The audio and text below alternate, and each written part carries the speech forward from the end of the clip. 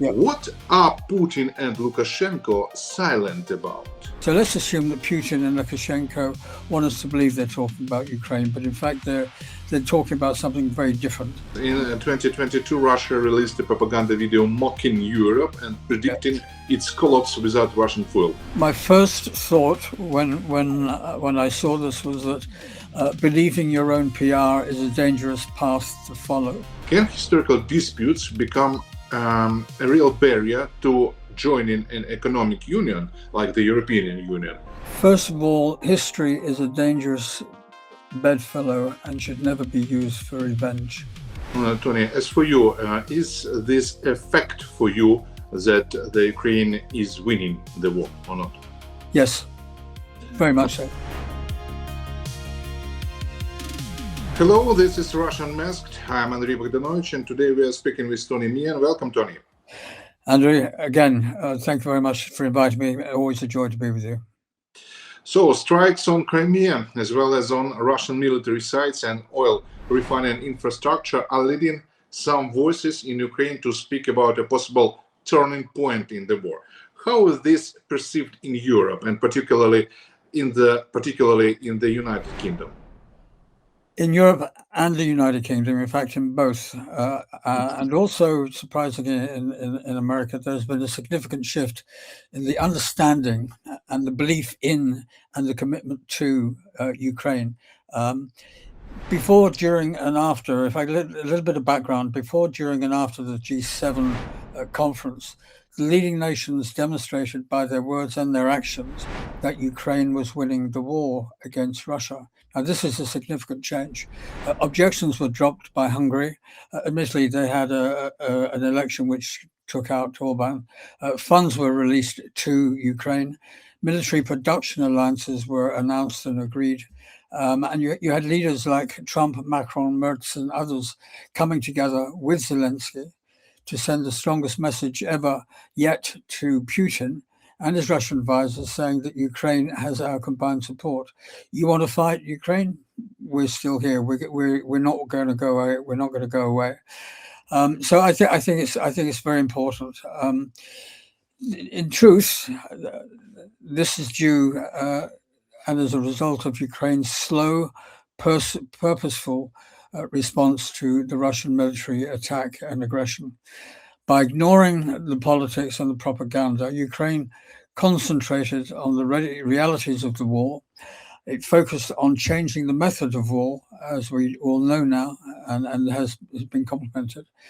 It also, which wasn't taken care of or taken much notice of at the time, that it understood its own assets, it understood its weaknesses, and it also understood the weaknesses of the enemy, and it was able to respond accordingly. So basically, it's ended up establishing a mutual trust with the EU, with NATO, and others, in the hope of building a safe and secure future for its people. So I think it's a significant change, and long may it continue. Slav Ukraine, as they say. Tony, as for you, is this a fact for you that the Ukraine is winning the war or not? Yes, very much so. I have for slightly longer, because perhaps I'm more involved. I've noticed shifts and change in the success and also the reaction, the response of Russia.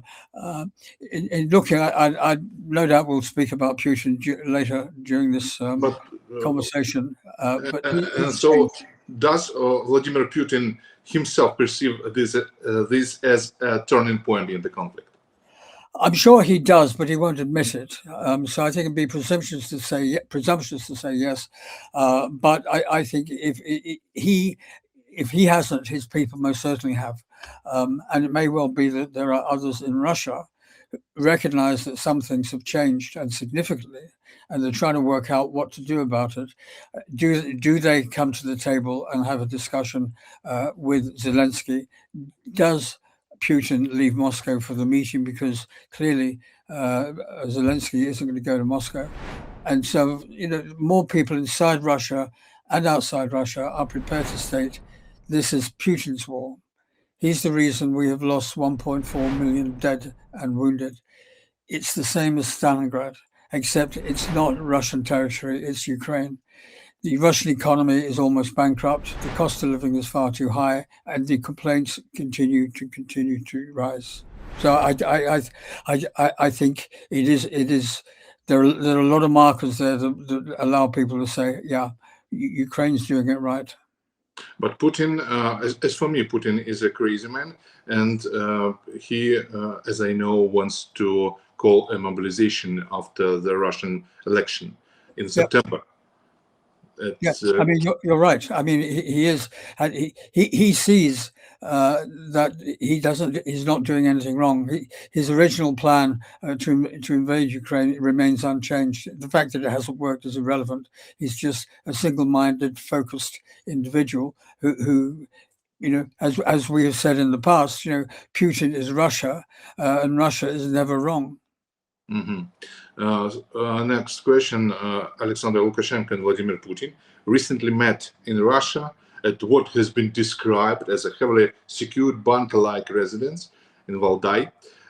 No public statements followed and no outcomes were announced. This comes amid claims that Putin is pressuring Belarus to take a more direct role in the war, and statements from President Zelensky calling on Lukashenko to stop enabling Russian drone operations against Ukraine. Yeah. What are Putin and Lukashenko silent about? Anything and everything they don't want us to know in answer. But let's do a little bit of conjecture here. It is logical, as you've already said, that they are talking about Belarus involvement in the Ukrainian war. Thinking about this question before our meeting, let us assume something different, because with Putin, he wants you to assume one thing, but invariably he's going to be doing something completely different. Now, recently, which you may have seen, I'm sure you have seen, that the Polish foreign minister warned NATO and its European allies that Putin, Russia, is building a red flag operation to encourage or allow him, give him the excuse to attack a united NATO state. So let's assume that Putin and Lukashenko want us to believe they're talking about Ukraine, but in fact they're talking about something very different. They've already planned it.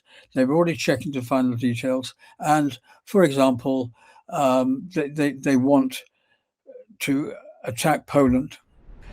Poland is a neighbor of Belarus, so therefore it's side by side. They can create a situation whereby it appears, this is the red flag bit, that NATO, i.e. Poland, has attacked or has got involved in the Belarus involvement with Ukraine. That allows Putin, under his military agreement with Belarus, to step in and attack NATO, which is the start of the war with Russia and NATO. That basically takes the pressure off of Putin from Ukraine. It allows his people to come to the defense, because what the responses that he's been getting from most certainly Poland and others are, if you like, confirmation that the West is negative towards Russia, is there just waiting to attack, and therefore let's get ready for it, and let's recruit everybody, and so on and so forth. So I know that's conjecture.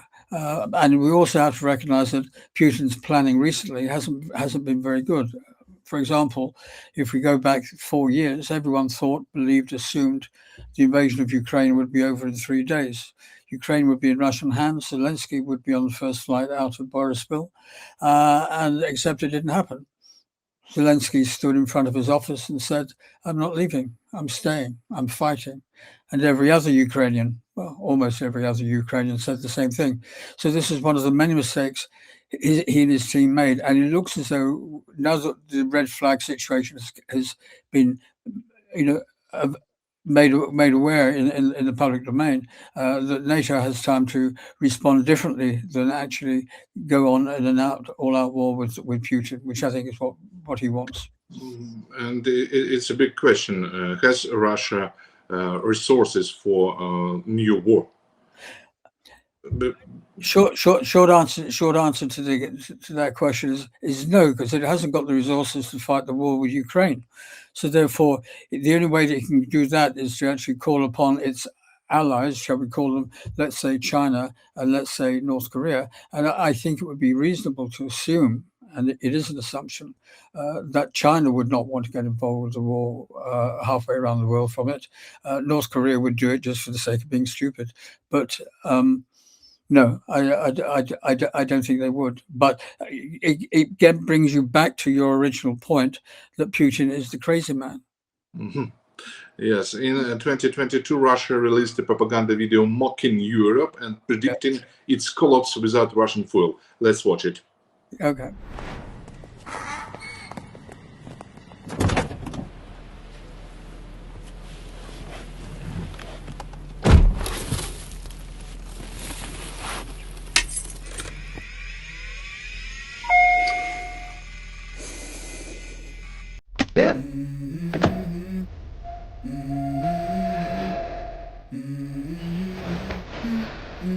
Let's go. I wake up to a little bit of drool on my pillow, feel like it's gonna be a bad day. Yeah, I'm tired of shit, and the coffee ain't hit yet, damn, ain't that great. I don't wanna go to work, cause my boss is a jerk, and I'm not even that paid. I need a change in my life, cause I don't feel alive, and there's nothing that makes me happy. Hold my beer for a minute, I'm about to quit my job, cash in for a ticket. I'm going on a trip, and I love you. Hey!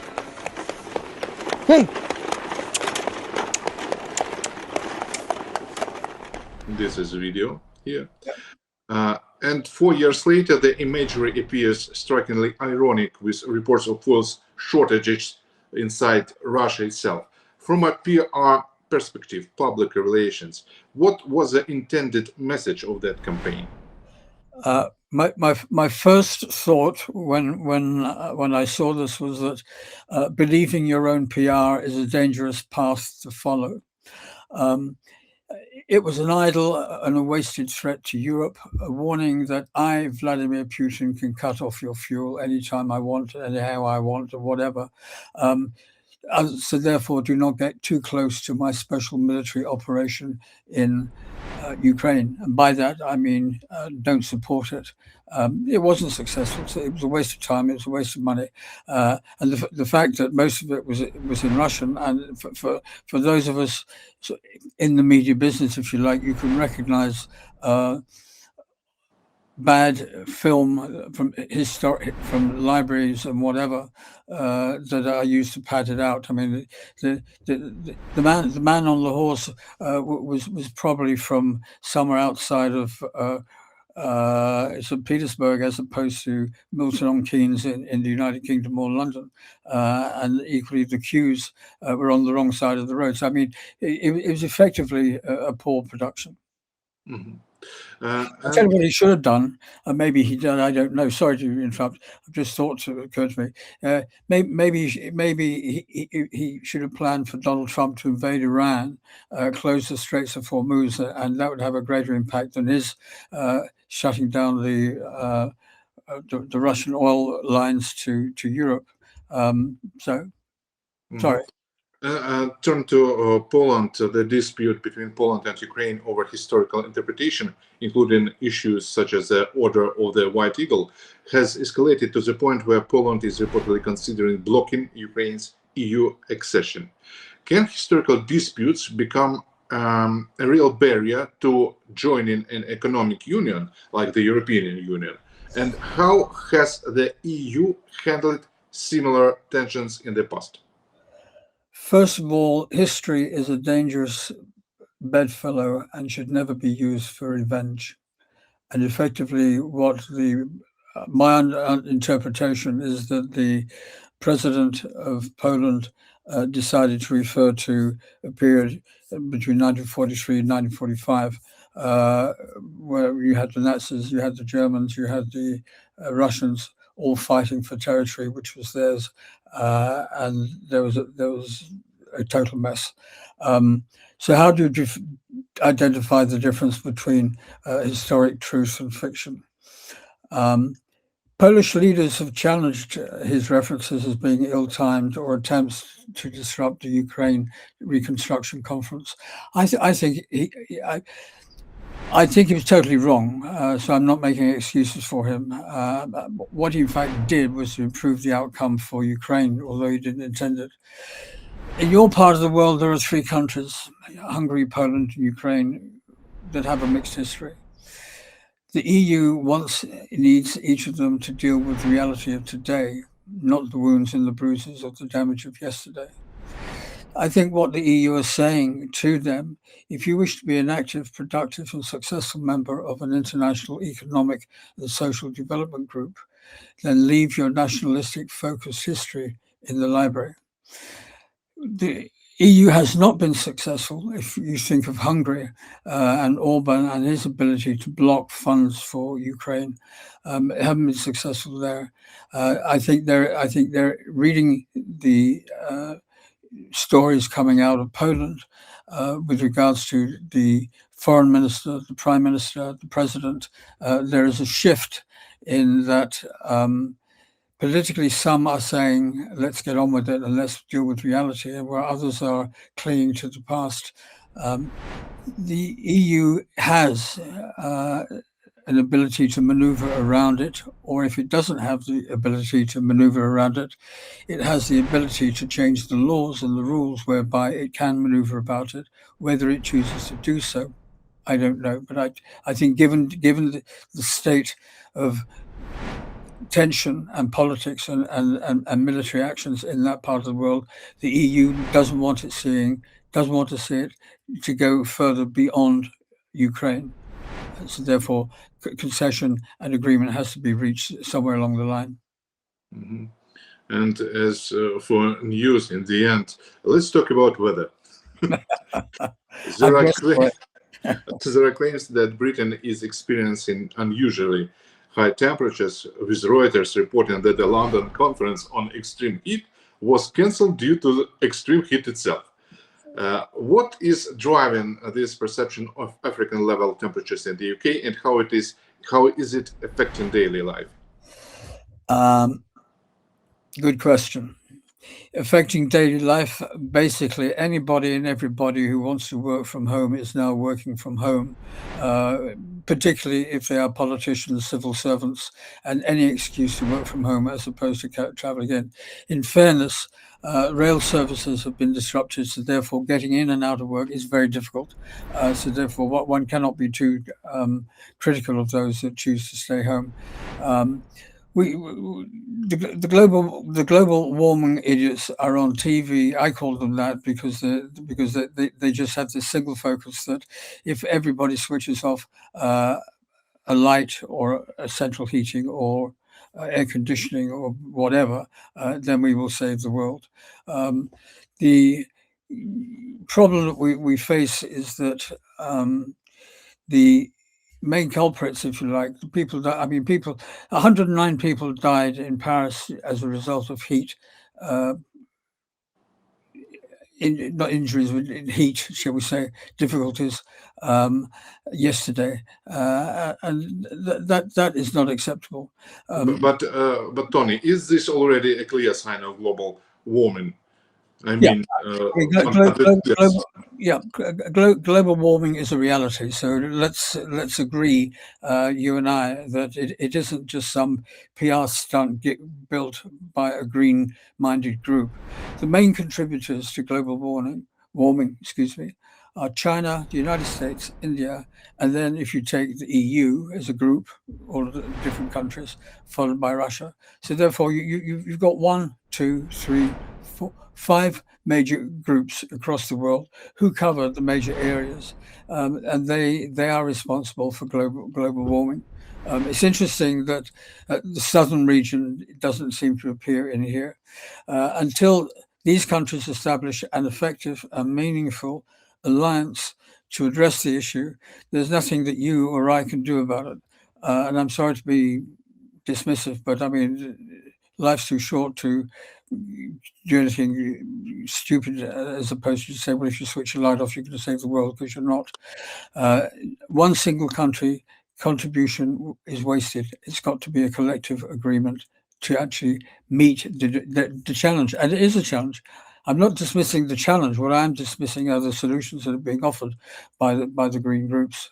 And we've got to get a reality check on it so that we can do something positive to save ourselves. Okay, thank you, Tony, for your thoughtful answers. I wish you cooler summer days and nights. Me too. Yes. No, the nights here are very, very hot and sticky, I think is the phrase that we use. How are they warm with you as well? Yes, it's warm. 30 degrees of. Well, yeah, 30 degrees is warm. Yeah. Okay. Thank you, Tony. Dear viewers, thank you very much again. Dear viewers, please leave your comments and give this video a like. Your feedback is very important to us. You've been watching Andrei Bogdanovich and Tony Meehan, and see you again next week. Bye-bye.